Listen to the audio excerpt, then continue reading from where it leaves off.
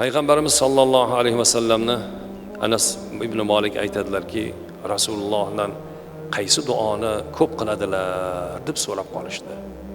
Shunda aytildiki, payg'ambar sollallohu alayhi vasallam kana nabiy yaqul Allohumma robbana atina fid dunya hasana va fil akhirati hasana va qina azaban nar. Mana shu duoni so'rab payg'ambar alayhisalom duo qilar edilar.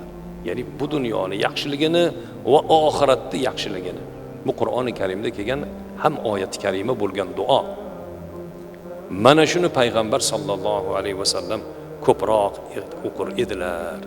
Deganlarida Ibn Kasir o'zlarining kitob tafsirlarida aytiblarki, ushbu duo dunyo va oxiratdagi barcha yaxshiliklarni erishish, yomonlikdan saqlanishni o'zida jamlagan duodir deb Ibn Kasir bu duo haqida mana shunday marhamat qilgan ekanlar.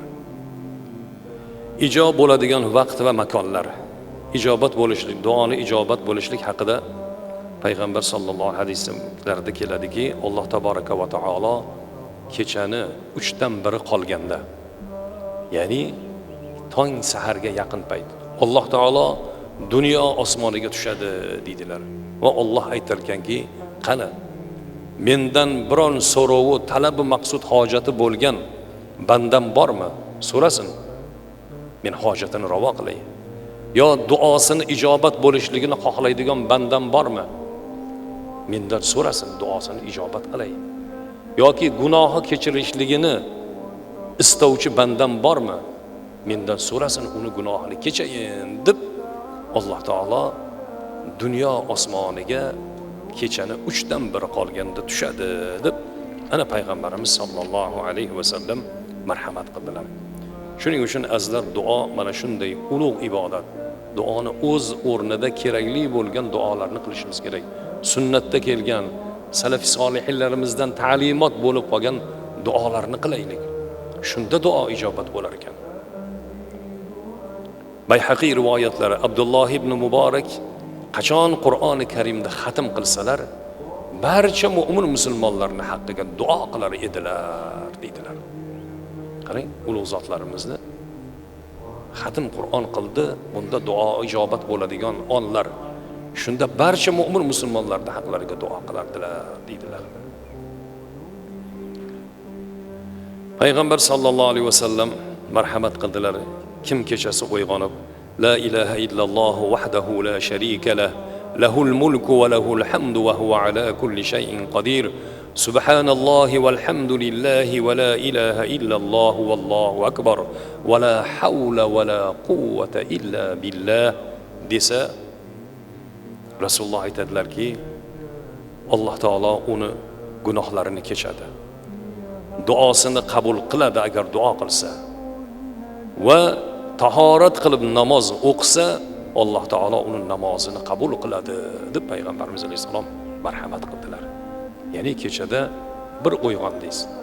Uyg'onib turib mana shu kalimani o'qidingiz. La ilaha illalloh vahdahu la sharika la, lahul mulku va lahul hamdu va huwa ala kulli shay'in qodir. Valhamdulillahi va la ilaha illalloh vallohu akbar va la havla va la quvvata illa billah. Ana buni o'qib turib duo qilsa duosi ijobat, namozini tahorat qilib namozini o'qisa namozi qabul, gunohlarini kechirishligini so'rasa gunohlari mag'firat degan ekanlar payg'ambar sollallohu alayhi vasallam. Ulug' zotlarimizdan Hofiz ibn Hajar Abu Abdulloh Farobroviyni hayotidan misol keltirdilar. Bu kishi aytadilar, kechasi bir uyg'ondim, keyin mana shu kalimani o'qidim deydilar. Va yana uxladim deydilar. Duo qildim deydilar. Uxlasam tushimda bir zot kelib menga aytayapti deydilar. Wahudu ila at-tayyibi min al-qawli wahudu ila siratin mustaqim. Oyat karimani o'qidi. Qarang, shu oyatni mana o'qib yotganlarida kelib bir kishi kelib menga shu oyat karimani o'qidi.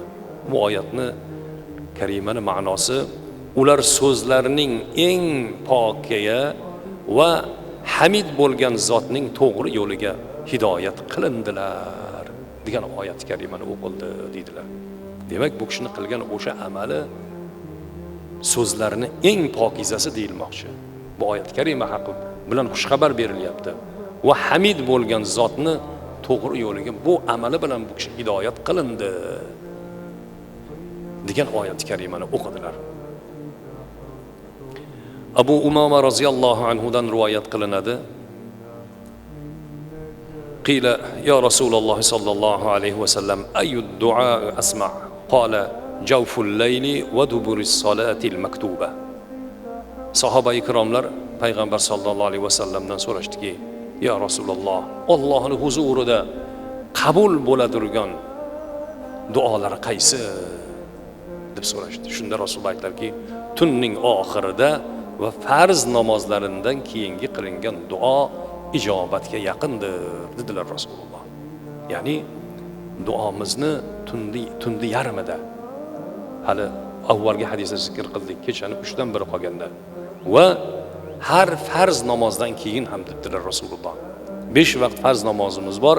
Mana shulardan keyin Allohdan so'rab turib duo qilsak azizlar, buni ham ketidagi duoni payg'ambar alayhisalom ijobat deyaptilar.